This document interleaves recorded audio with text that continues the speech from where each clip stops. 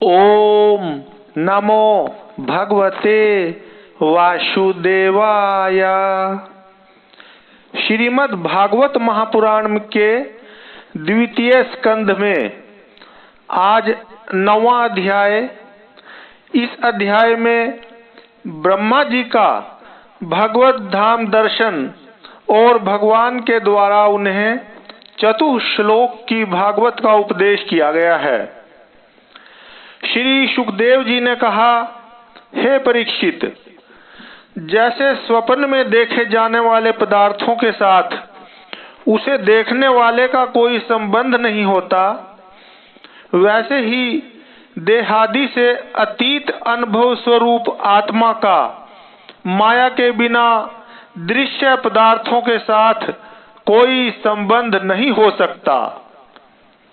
विविध रूप वाली माया के कारण वह विविध रूप वाला प्रतीत होता है और जब उसके गुणों में रम जाता है तब यह मैं हूँ, यह मेरा है, इस प्रकार मानने लगता है। किंतु जब यह गुणों को क्षुब्ध करने वाले काल और मोह उत्पन्न करने वाली माया इन दोनों से परे अपने अनंत स्वरूप में मोह रहित होकर रमण करने लगता है, आत्मा राम हो जाता है, तब यह मैं मेरा का भाव छोड़कर पूर्ण उदासीन गुणातीत हो जाता है। ब्रह्मा जी की निष्कपट तपस्या से प्रसन्न होकर भगवान ने उन्हें अपने रूप का दर्शन कराया और आत्म तत्व के ज्ञान के लिए उन्हें परम सत्य परमार्थ वस्तु का उपदेश किया। वही बात मैं तुम्हें सुनाता हूँ। श्री सुखदेव जी आगे कहते हैं, तीनों लोकों के परम गुरु आदिदेव ब्रह्मा जी अपने जन्म स्थान कमल पर बैठकर सृष्टि करने की इच्छा से विचार करने लगे, परंतु जिस ज्ञान दृष्टि से सृष्टि का निर्माण हो सकता था और जो सृष्टि व्यापार के लिए वांछनीय है, वह दृष्टि उन्हें प्राप्त नहीं हुई। एक दिन वे यही चिंता कर रहे थे कि प्रलय के समुद्र में उन्होंने व्यंजनों के 16वें एवं 21वें अक्षर तो तथा तो को तप तप तप करो इस प्रकार 2 बार सुना। परीक्षित, महात्मा लोग इस तप को ही त्यागियों का धन मानते हैं। यह सुनकर ब्रह्मा जी ने वक्ता को देखने की इच्छा से चारों ओर देखा, परंतु वहां दूसरा कोई दिखाई न पड़ा। वे अपने कमल पर बैठ गए और मुझे तप करने की प्रत्यक्ष आज्ञा मिली है, ऐसा निश्चय कर और उसी में अपना हित समझकर उन्होंने अपने मन को तपस्या में लगा दिया। ब्रह्मा जी तपस्वियों में सबसे बड़े तपस्वी हैं। उनका ज्ञान अमोघ है। उन्होंने उस समय 1,000 दिव्य वर्ष पर्यंत एकाग्र चित्त से अपने प्राण, मन, कर्मेंद्रिय और ज्ञानेंद्रियों को वश में करके ऐसी तपस्या की जिससे वे समस्त लोकों को प्रकाशित करने में समर्थ हो सके। उनकी तपस्या से प्रसन्न होकर भगवान ने उन्हें अपना वह लोक दिखाया जो सबसे श्रेष्ठ है और जिससे परे कोई दूसरा लोक नहीं है। उस लोक में किसी भी प्रकार के क्लेश, मोह और भय नहीं है। जिन्हें कभी एक बार भी उसके दर्शन का सौभाग्य प्राप्त हुआ है, वे देवता बार बार उसकी स्तुति करते रहते हैं। वहाँ रजोगुण, तमोगुण और इनसे मिला हुआ सत्वगुण भी नहीं है। वहाँ न काल की दाल गलती है और न माया ही कदम रख सकती है। फिर माया के बाल बच्चे तो जा ही कैसे सकते हैं। वहां भगवान के वे पार्षद निवास करते हैं जिनका पूजन देवता और दैत्य दोनों ही करते हैं। उनका उज्जवल आभा से युक्त श्याम शरीर, शतदल कमल के समान कोमल नेत्र और पीले रंग के वस्त्र से शोभायमान है। अंग अंग से राशि राशि सौंदर्य बिखरता रहता है। वे कोमलता की मूर्ति हैं। सभी के चार चार भुजाएं हैं। वे स्वयं तो अत्यंत तेजस्वी हैं ही, मणि जटित स्वर्ण के प्रभा में आभूषण भी धारण किए रहते हैं। उनकी छवि मूंगे, वैदुर्यमणि और कमल के उज्जवल तंतु के समान है। उनके कानों में कुंडल, मस्तक पर मुकुट और कंठ में मालाएं शोभायमान हैं। जिस प्रकार आकाश बिजली सहित बादलों से शोभायमान होता है, वैसे ही वह लोक मनोहर कामनियों की कांति से युक्त महात्माओं के दिव्य तेजोमय विमानों से स्थान स्थान पर सुशोभित होता रहता है। उस वैकुंठ लोक में लक्ष्मी जी सुंदर रूप धारण करके अपनी विविध विभूतियों के द्वारा भगवान के चरण कमलों की अनेकों प्रकार से सेवा करती रहती हैं। कभी कभी जब वे झूले पर बैठकर अपने प्रियतम भगवान की लीलाओं का गायन करने लगती हैं, तब उनके सौंदर्य और सुरभि से उन्मत्त होकर भौरे स्वयं उन लक्ष्मी जी का गुणगान करने लगते हैं। ब्रह्मा जी ने देखा कि उस दिव्य लोक में समस्त भक्तों के रक्षक लक्ष्मीपति, यज्ञपति एवं विश्वपति भगवान विराजमान हैं। सुनंद, नंद, प्रबल और अरहण आदि मुख्य मुख्य पार्षदगण उन प्रभु की सेवा कर रहे हैं। उनका मुख कमल प्रसाद मधुर मुस्कान से युक्त है। आंखों में लाल लाल डोरियां हैं। बड़ी मोहक और मधुर चितवन है। ऐसा जान पड़ता है कि अभी अभी अपने प्रेमी भक्त को अपना सर्वस्व दे देंगे। सिर पर मुकुट, कानों में कुंडल और कंधे पर पीतांबर जगमगा रहे हैं। वक्षस्थल पर एक सुनहरी रेखा के रूप में श्री लक्ष्मी जी विराजमान हैं और सुंदर चार भुजाएं हैं। वे एक सर्वोत्तम और बहुमूल्य आसन पर विराजमान हैं। पुरुष, प्रकृति, महतत्व, अहंकार, मन, 10 इंद्रियां, शब्दादि 5 तन्मात्राएं और पंचभूत, ये 25 शक्तियां मूर्तिमान होकर उनके चारों ओर खड़ी हैं। समग्र ऐश्वर्य, धर्म, कीर्ति, श्री, ज्ञान और वैराग्य, इन 6 नित्य सिद्ध स्वरूप भूत शक्तियों से वे सर्वदा युक्त रहते हैं। उनके अतिरिक्त और कहीं भी ये नित्य रूप से निवास नहीं करती। वे सर्वेश्वर प्रभु अपने नित्य आनंदमय स्वरूप में ही नित्य निरंतर निमग्न रहते हैं। उनका दर्शन करते ही ब्रह्मा जी का हृदय आनंद के उद्रेक से लबालब भर गया। शरीर पुलकित हो उठा। नेत्रों में प्रेमाश्रु छलक आए। ब्रह्मा जी ने भगवान के उन चरण कमलों में, जो परमहंसों के निवृत्ति मार्ग से प्राप्त हो सकते हैं, सिर झुकाकर प्रणाम किया। ब्रह्मा जी के प्यारे भगवान अपने प्रिय ब्रह्मा प्रेम और दर्शन के आनंद में निमग्न शरणागत तथा प्रजा सृष्टि के लिए आदेश देने के योग्य देखकर बहुत प्रसन्न हुए। उन्होंने ब्रह्मा जी से हाथ मिलाया तथा मंद मुस्कान से अलंकृत वाणी में कहा। श्री भगवान ने कहा, ब्रह्मा जी, तुम्हारे हृदय में तो समस्त वेदों का ज्ञान विद्यमान है। तुमने सृष्टि रचना की इच्छा से चिरकाल तक तपस्या करके मुझे भली भांति संतुष्ट कर दिया है। मन में कपट रखकर योग साधन करने वाले मुझे कभी प्रसन्न नहीं कर सकते।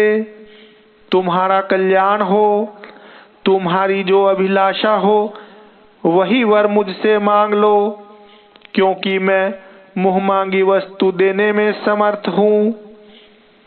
ब्रह्मा जी, जीव के समस्त कल्याणकारी साधनों का विश्राम पर्यवसान मेरे दर्शन में ही है। तुमने मुझे देखे बिना ही उस सूने जल में मेरी वाणी सुनकर इतनी घोर तपस्या की है। इसी से मेरी इच्छा से तुम्हें मेरे लोक का दर्शन हुआ है। तुम उस समय सृष्टि रचना का क्रम करने में किंग कर्तव्य विमूढ़ हो रहे थे। इसी से मैंने तुम्हें तपस्या करने की आज्ञा दी थी, क्योंकि निष्पाप तपस्या मेरा हृदय है और मैं स्वयं तपस्या का आत्मा हूँ। मैं तपस्या से ही इस संसार की सृष्टि करता हूँ, तपस्या से ही इसका धारण पोषण करता हूँ और फिर तपस्या से ही इसे अपने में लीन कर लेता हूँ। तपस्या मेरी एक दुर्लभनीय शक्ति है। ब्रह्मा जी ने कहा, भगवान, आप समस्त प्राणियों के अंतःकरण में साक्षी रूप से विराजमान रहते हैं। आप अपने अप्रतिहत ज्ञान से यह जानते ही हैं कि मैं क्या करना चाहता हूँ। नाथ, आप कृपा करके मुझ याचक की यह मांग पूरी कीजिए कि मैं रूप रहित आपके सगुण और निर्गुण दोनों ही रूपों को जान सकूं। आप माया के स्वामी हैं। आपका संकल्प कभी व्यर्थ नहीं होता। जैसे मकड़ी अपने मुंह से जाला निकालकर उसमें क्रीड़ा करती है और फिर उसे अपने में लीन कर लेती है, वैसे ही आप अपनी माया का आश्रय लेकर इस विविध शक्ति संपन्न जगत की उत्पत्ति, पालन और संहार करने के लिए अपने आप को ही अनेक रूपों में बना देते हैं और क्रीड़ा करते हैं। इस प्रकार आप कैसे करते हैं, इस मर्म को मैं जान सकूं, ऐसा ज्ञान आप मुझे दीजिए। आप मुझ पर ऐसी कृपा कीजिए कि मैं सजग रहकर सावधानी से आपकी आज्ञा का पालन कर सकूं और सृष्टि की रचना करते समय भी कर्तापन आदि के अभिमान से बंध न जाऊं। प्रभु, आपने एक मित्र के समान हाथ पकड़कर मुझे अपना मित्र स्वीकार किया है। अतः जब मैं आपकी इस सेवा सृष्टि रचना में लगूं और सावधानी से पूर्व सृष्टि के गुण कर्मानुसार जीवों का विभाजन करने लगूं, तब कहीं अपने को जन्म कर्म से स्वतंत्र मानकर प्रबल अभिमान न कर बैठूं। श्री भगवान ने कहा, अनुभव, प्रेमा भक्ति और साधनों से युक्त अत्यंत गोपनीय अपने स्वरूप का ज्ञान मैं तुम्हें कहता हूँ। तुम उसे ग्रहण करो। मेरा जितना विस्तार है, मेरा जो लक्षण है, मेरे जितने और जैसे रूप, गुण और लीलाएं हैं, मेरी कृपा से तुम उनका तत्व ठीक ठीक वैसा ही अनुभव करो। सृष्टि के पूर्व केवल मैं ही मैं था। मेरे अतिरिक्त न स्थूल था, न सूक्ष्म और न तो दोनों का कारण अज्ञान। जहाँ यह सृष्टि नहीं है वहाँ मैं ही मैं हूँ, और इस सृष्टि के रूप में जो कुछ प्रतीत हो रहा है वह भी मैं ही हूँ, और जो कुछ बच रहेगा वह भी मैं ही हूँ। वास्तव में न होने पर भी जो कुछ अनिर्वचनीय वस्तु मेरे अतिरिक्त मुझ परमात्मा में दो चंद्रमाओं की तरह मिथ्या ही प्रतीत हो रही है, अथवा विद्यमान होने पर भी आकाश मंडल के नक्षत्रों में राहु की भांति जो मेरी प्रतीति नहीं होती, इसे मेरी माया समझना चाहिए।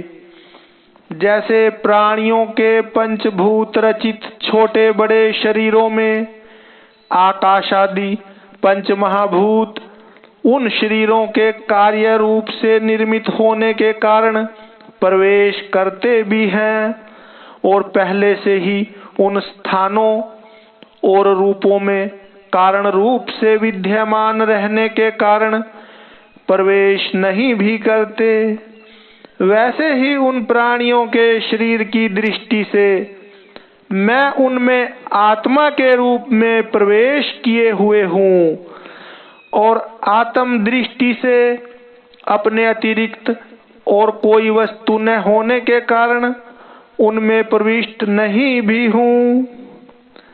यह ब्रह्म नहीं, यह ब्रह्म नहीं, इस प्रकार निषेध की पद्धति से, और यह ब्रह्म है, यह ब्रह्म है, इस अन्वय की पद्धति से यही सिद्ध होता है कि सर्वातीत एवं सर्वस्वरूप भगवान ही सर्वदा और सर्वत्र स्थित हैं।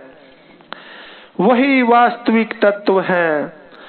जो आत्मा अथवा परमात्मा का तत्व जानना चाहते हैं उन्हें केवल इतना ही जानने की आवश्यकता है, ब्रह्मा जी, तुम अविचल समाधि के द्वारा मेरे इस सिद्धांत में पूर्ण निष्ठा कर लो।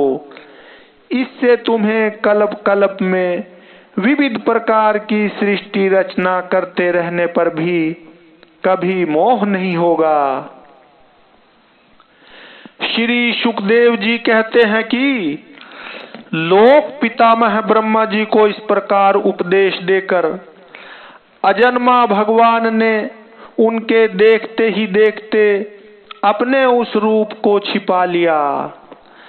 जब सर्वभूत स्वरूप ब्रह्मा जी ने देखा कि भगवान ने अपने इंद्रिय गोचर स्वरूप को हमारे नेत्रों के सामने से हटा लिया है, तब उन्होंने अंजलि बांधकर उन्हें प्रणाम किया और पहले कल्प में जैसी सृष्टि थी उसी रूप में इस विश्व की रचना की।